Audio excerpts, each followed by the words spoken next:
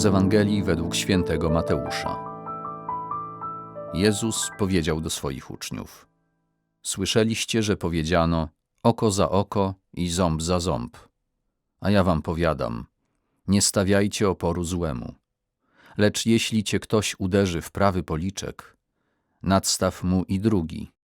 Temu, kto chce prawować się z tobą i wziąć twoją szatę, odstąp i płaszcz. Zmusza cię ktoś, żeby iść z nim 1000 kroków, idź 2000.